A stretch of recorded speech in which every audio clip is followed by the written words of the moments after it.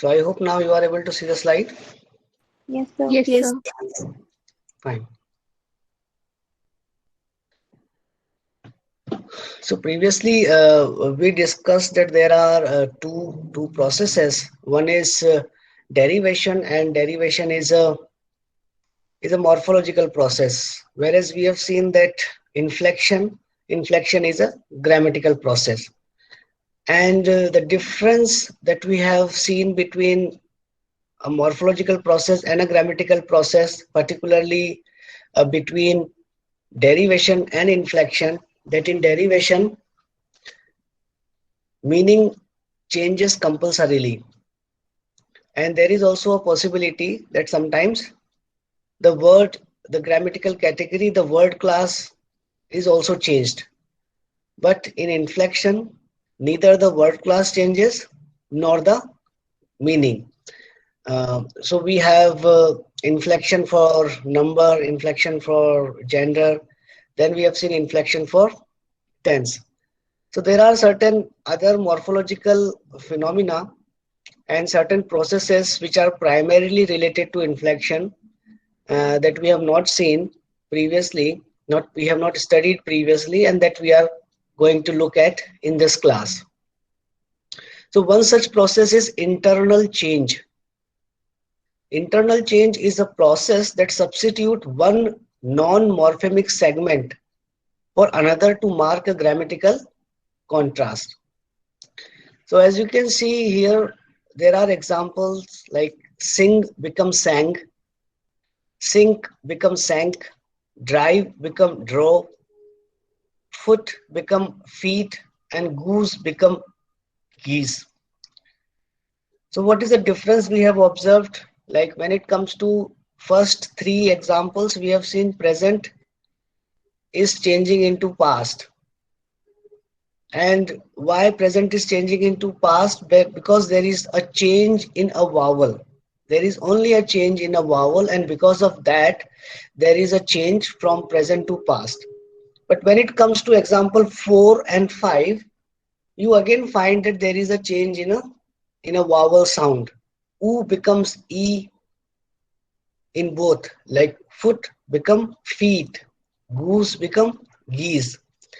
But here the singular and plural thing is happening. So this internal change is related to inflectional process, a grammatical process, and in this process we find that there is a substitute of one non-morphemic segment. That means whatever is changing is not a morphemic segment, that is not a morpheme. That we are changing is not a morpheme but a sound. That means a phonemic segment is changing.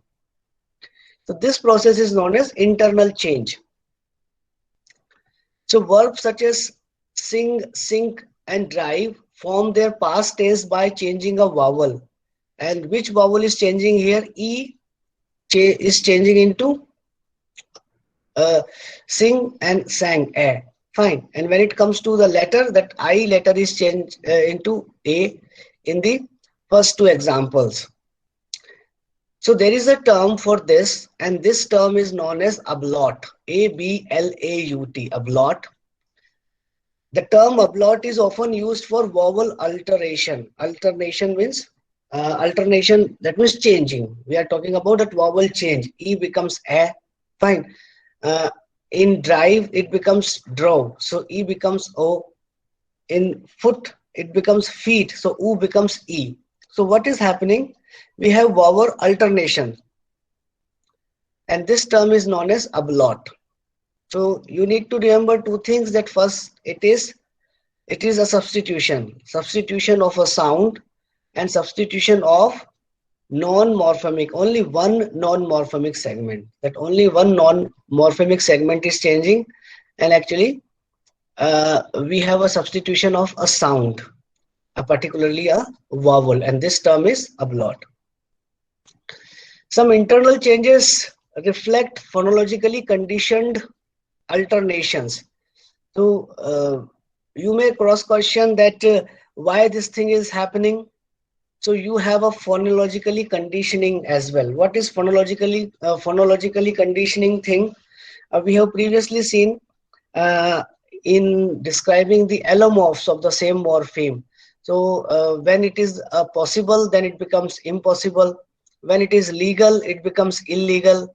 When it is regular, it becomes irregular. So this type of thing is phonologically conditioning.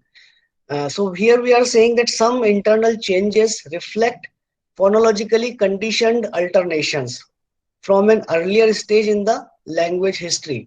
So we are trying to find out this answer, that why this thing happened actually. So if we look back few centuries back, the English language, then we find the answer. The irregular plurals. So we have regular plurals like boy becomes boys, girl becomes girls, fine, toy becomes toys. So these are regular. But irregular plurals are like child becomes children. This is irregular. Or sheep remains sheep. This is again irregular plural. So similarly, when foot becomes feet or goose become geese, these also fall under irregular plurals. The irregular plurals geese and feet came about in this way. The original back vowel O in the words like goose and foot was fronted under the influence of the front vowel in the old plural suffix E. So if you look at the old English, then what happened in old English, like the form goose that you have, the form that you can see here, old singular form goose. So goose, fine, in old English. And in old English, what happened, that if you want to make this form plural, you need to attach one suffix E. So what is the plural form of goose in old English? Goosey. Goosey. Fine, that type of thing is there. So what they are saying, they are providing that because uh, in the old English, plural form was like a suffix E, then because of this influence, this O becomes E. So now we have goose and we have geese. So they say like you have this umlaut. So this type of change in English and other Germanic languages is known as umlaut, because English is also a Germanic language. Like Hindi is an Indo-Aryan language. Dogri is an Indo-Aryan language. Kashmiri is an Indo-Aryan language. Similarly, English is a Germanic language. So this type of thing is happening when we look at the history of the English language, and when we find that the original back vowel O in the words goose and foot was fronted under the influence of the front vowel in the old plural suffix. So here you can see the instance that how it happened. So finally what happened, like this suffix influenced this O and replaced this O and finally become like geese. Fine. So this is how this thing happened. So this type of change, so it is not like very instant change. Like in languages, these type of changes occur in centuries. Fine. So it's not like today I am saying goose and the next day I am saying geese. It's not the case. But in several centuries, this type of thing happened. So how this happened, like first you can see that there is a suffix, and then what happened, like there is a little change here, fine, and it becomes like gas, fine, in front of, then again it becomes gas and then geese. So this type of thing, like 4 or 5 forms, it changes, and finally goose becomes geese in the present time. So this type of change you can consider is at a umlaut if you look at the historical background. Now another process that is again related to inflection, that is suppletion. Now what is suppletion? Suppletion replaces a morpheme with an entirely different morpheme in order to indicate a grammatical contrast. For example, you have regular verbs like walk, walked, walked, talk, talked, talked, fine. But you have bring, brought, brought. So that means like entirely different thing. Bring becomes brought, go becomes went. So you are quite surprised like how this happened, like go, went, gone. Otherwise, all the English verbs are quite regular that you attach ed and then there is fine. So why this happens? This happens because of suppletion. Suppletion replaces a morpheme with an entirely different morpheme in order to indicate a grammatical contrast. So they are making a grammatical contrast. Go is present, went is past. The use of went as the past tense form of the verb go and was and were as the past tense form of be. So like we have a form of be and we say like has, have, had, was, were, all the forms are of be. Now you find out like how can was and were can be the form of be, because the form of be can be like being, being, fine or bad, but was and were, they are altogether different. This is because of suppletion, and this is not only in the English language, but this phenomenon you find in other languages such as French, Spanish, German, Russian. So you find in different languages this type of phenomenon, and this phenomenon is known as suppletion. In some cases, it is hard to distinguish between suppletion and internal change. So like we have sing and sang, fine. So that type of thing is there is vowel alternation. So sometimes it happens like you feel that it is like internal change. It is like a blot. So for example, are the past tense forms of, are the past tense form for like are and were, fine. And like think and thought and seek and sought. So these type of example, like seek is not seeked, or think is not thinked, but think becomes thought instead of suppletion or internal change. So we are raising this question that whether we should consider think and thought, fine, as suppletion or internal change. So this type of alternation is sometimes treated as an extreme form of internal change, because generally what we have seen in the internal change that there is only one vowel alternation that we have seen. So what we have seen, again we can look at internal change is a process that substitutes one non-morphemic segment for another. So but when we look at think and thought, then we can see that some consonants, they are also changing, fine. And when we say seek and sought, then again like vowel alternation is there, as well as you have some consonant alternation as well, consonant change as well. So that's why we can say that this type of alternation is sometimes treated as an extreme form of internal change, but the term partial suppletion is also used by some linguists. So there is also a possibility. So both the cases I have explained it to you. Now the reduplication, though we have previously discussed, but again we are discussing. So a common morphological process. So this is a morphological process. It's not a grammatical process, reduplication. In some languages involves reduplication, which marks a grammatical or semantic contrast by repeating all or part of the base to which it applies. So repetition of the entire base yields full reduplication. We have seen this example like very, very, very angry, very, very angry, very tired, very, very, very tired. Fine, again and again and again, that sort of thing. So repetition of the entire base yields full reduplication. In contrast, partial reduplication copies only part of the base. English makes limited use of partial reduplication in various semi-idiomatic expressions such as hocus pocus, for like someone who is performing a magic in front of you. Do you know like it is all a show, it is all fraud, but hocus pocus. Then razzle dazzle, fine. If there is a state of confusion, then razzle dazzle. So again, like in hocus pocus, you can see like only the first consonant sound is changed. Razzle dazzle, only the first consonant sound is changed.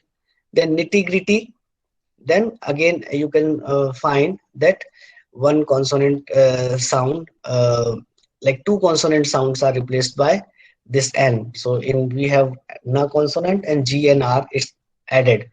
So this is the process, and but this process does not mark grammatical information, and it is not productive, because what we have seen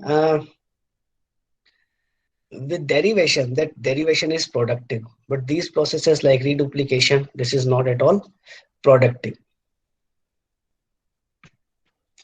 Then we have also examples of tone placement, like there is a change in tone and then there is a change in meaning. So there are various tonal languages, like Dogri is also a tonal language. So in tonal languages, what happened?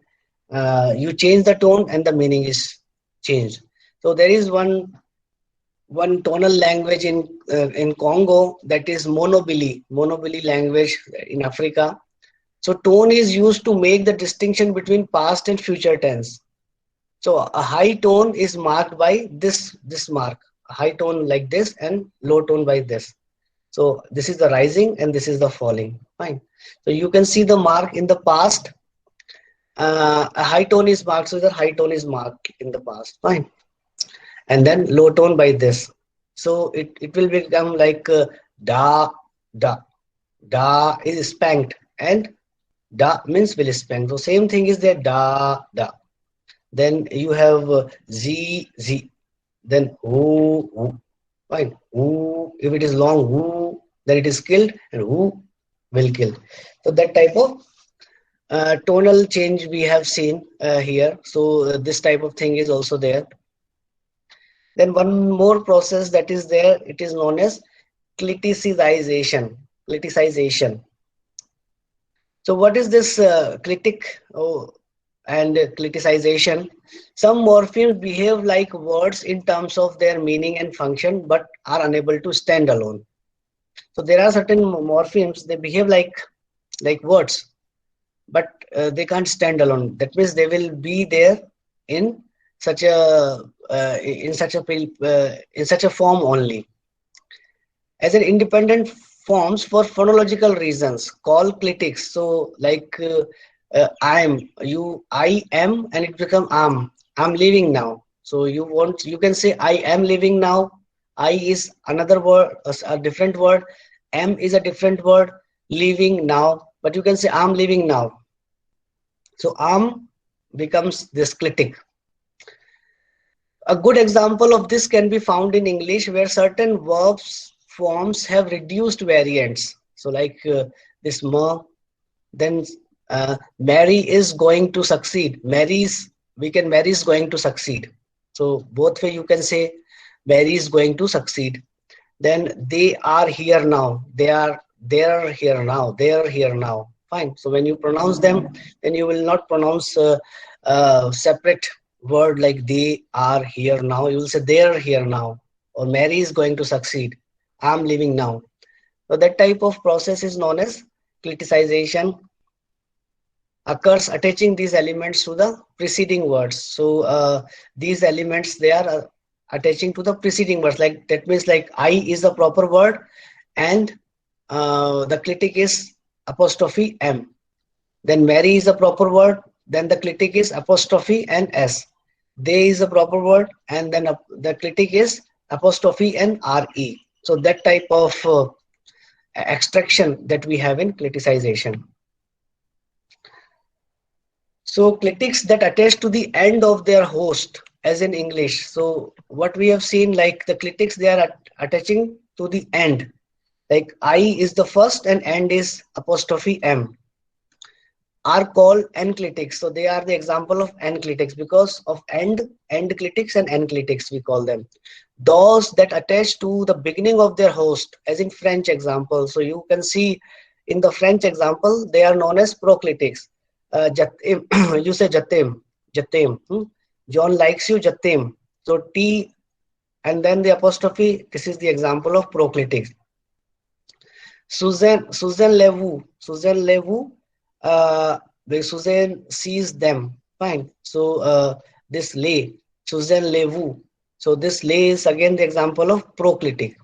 That means they are attached to the beginning of their host. That is the thing. Two type of phenomena we have. One is enclitic and proclitic. The effects of criticization can bear a superficial resemblance to affixation. So it looks like an affix, like this apostrophe and M. It looks like an affix, but it is not an affix.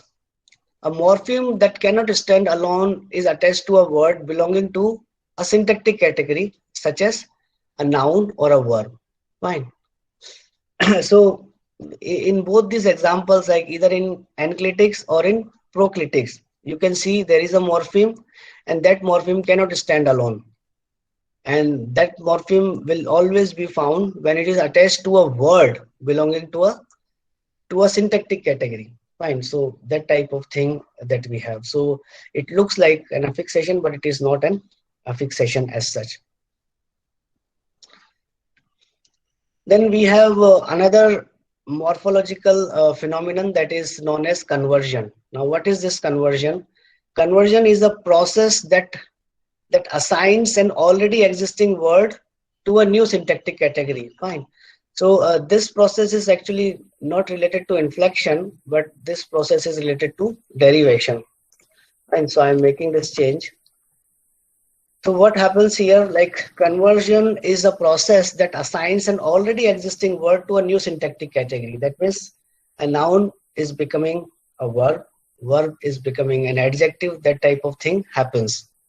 So even though it does not add an affix, so without adding anything, it is simply converting, and that's why it is also known as zero derivation. Zero means like you are not attaching anything, but you are converting it. For example, father. Now father is a noun, but when you say he fathered 3 children or he fathers 3 children, then means you are directly making father as a verb. And how you are doing that? Through the process known as morphological process that is known as conversion. So conversion is often considered to be a type of derivation because of the change in category. Here we have a change, noun becomes verb, verb becomes noun, and meaning also that it brings about. For this reason, it is sometimes called zero derivation.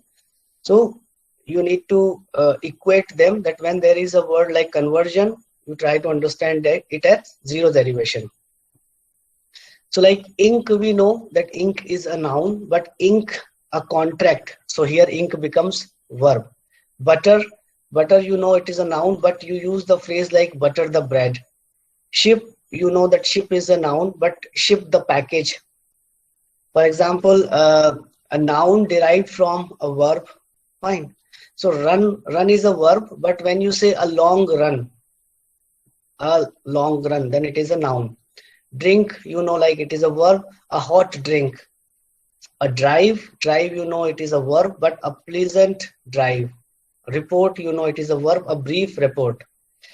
Then verb derived from adjective. So dirty, you know, like it's an adjective, but dirty a shirt. Fine. Then empty the box. Better the old score. Right or wrong. Fine. Total a car. So this type of things, when the native speakers, they use the English language, they use this type of verb derived from an adjective. Further, in conversion, a notorious recent example of conversion involves the use of the noun friend as a verb to mean add someone as a friend on a social networking website. So friend, you know it is a noun, but we have started using friend as a verb because we are so much into social networking activities that we have used that terminology. So making it distinct from the already existent word befriend. Otherwise, like we know that BEB is like a schema that we have. So for friend, BE becomes a schema, and like we know that this schema will make a noun into a verb. But we are not doing that. We are not saying befriend. We are simply using friend, and it is an example of conversion because friend is initially noun and it is becoming a verb, which refers to a more conventional social relationship. The transition to verbhood, like it is a noun and noun is becoming verb. So that verbhood in this case is confirmed by the appearance of derived words such as unfriend. So now we have unfriend. So unfriend means, like we know, it is related to social networking website, and defriend. So they are also created with the help of prefixes used for other verbs in the language, like untie, deactivate, fine, that sort of thing that we have. So these are also the example of conversions that we have. Conversion is usually restricted to words containing a single morpheme, although there are some exceptions such as refer and referee, fine, noun to verb, that we have, and dirt, dirty. In addition, it is common in English to form nouns from verb plus preposition combination, like a toss up, fine, a slow down. So slow down, we know what is. So a slow down is a noun that slow down is a noun that we have, and what we are doing, that we are English to form nouns from verbs plus preposition combination. So this type of thing we are doing. So basically a drop out and so on. So the result is a headless compound. The category of the entire word noun cannot be traced to either to its component. So this conversion is also involved in this type of processes that we have. Then when it comes to the conversion, when we talk about conversion and when we are talking about two syllable words, so there is a stress shift we can notice. So you have a verb like implant and you have a word like implant. Now what is the difference between these two? So as you can see that when it is a verb, then second syllable is stressed, and when it is a noun, then the first syllable is stressed. So in implant, you have two syllables, and the second syllable plant is stressed. So implant, implant, implant. So that is you have import, import, it's verb, import, that is. So little bit a difference that you can say. For example, there is a word like contest. Contest, when you say contest, then it is a verb, and when you say contest, then it is a noun. So you can feel the difference, contest and contest. Then you have a like slow down. Slow down, it's your verb when it is slow down, and slow down, then it is a noun. It all depends upon stress. So there is a possibility that initially you miss the stress, like you don't mark the stress properly, but generally this entire thing is dependent upon stress. So I stop here, and these are certain things that we didn't discuss previously, and today we discussed it. So I stop here, and if you have any question or doubt, you can raise your question and doubt.